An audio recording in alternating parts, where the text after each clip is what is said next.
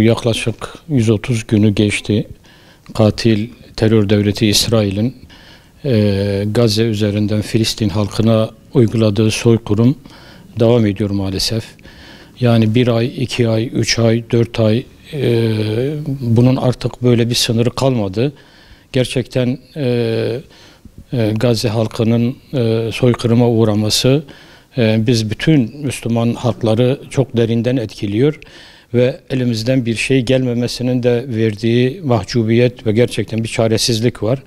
Dolayısıyla biz sessiz durdukça, biz bir şey yapmadıkça bu katil terör devleti zulmüne devam ediyor.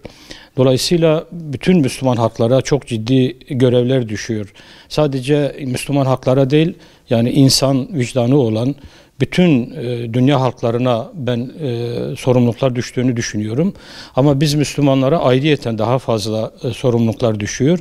Belki bu kadar uzun sürmesi bizleri belli bir oranda bir bıkkınlığa ya da işte ilk günlerde gösterdiğimiz tepkilere ve o günkü belki vicdani yaralamalara uğratmıyor olabilir ve bundan dolayı da bu duruma alışmış olabiliriz.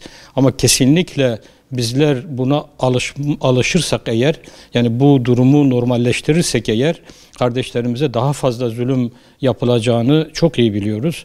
Dolayısıyla her birimize ciddi sorumluluklar düşüyor. Ne yapabiliyorsak, yani yazabilen yazsın, çizebilen çizsin, haykırabilen haykırsın, elinden bir yardım gönderebilen göndersin. Yani bizim boş durmamız, bizim bu durumu kanıksamamız kesinlikle kabul edilecek bir şey değil ve bunun özellikle daha fazla gündeme getirilmesi gerekiyor. Elimizden ne geliyorsa onu yapmamız gerekiyor. Biz tabii bireysel anlamda tepkilerimizi gösterirken bu soykırımın, bu vahşetin durması için kesinlikle hükümetler düzeyinde, devletler düzeyinde bir karşı çıkmanın, bir artık pratik ortaya koymanın gerektiğini de bizler görüyoruz ve bunun çok geç kalındığını, bu konuda da çok geç kalındığını da düşünüyoruz. Dolayısıyla özellikle Türkiye hükümeti başta olmak üzere bütün İslam devletlerine, ismi İslam geçen bütün devletlere özellikle bu şu anki durumda çok fazla işler, çok fazla sorumluluklar düşüyor. Bu konuda artık bizlerin de bu kardeşlerimizin durumuna bakıp dayanacak bir durumumuz kalmadı. O açıdan çok daha ciddi, çok daha acil artık bir şeyler yapılması gerektiğini bütün İslam devletlerinden, hükümetlerden kimin elinden ne geliyorsa, kimin elinde hangi imkanlar varsa bunları yapması gerektiğine inanıyoruz.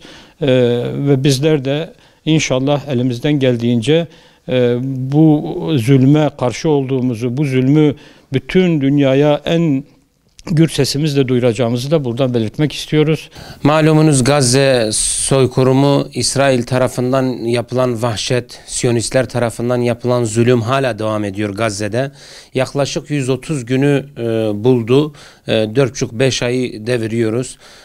Biz Allah'ın izniyle Gazze'de yapılan katliamı unutmayacağız ve unutturmayacağız ve oradaki kardeşlerimizi hiçbir şekilde unutmayacağız. Her zaman yanlarındayız ve yanlarında olmaya devam edeceğiz ki ta ki İsrail Siyonistler bu zulümlerinden, bu vahşetinden vazgeçinceye kadar ve oradaki Müslüman kardeşlerimiz refaha erinceye kadar. Bizim tek isteğimiz, halklar olarak biz elimizden geleni yapmaya çalışıyoruz. Sokaklara dökülüyoruz.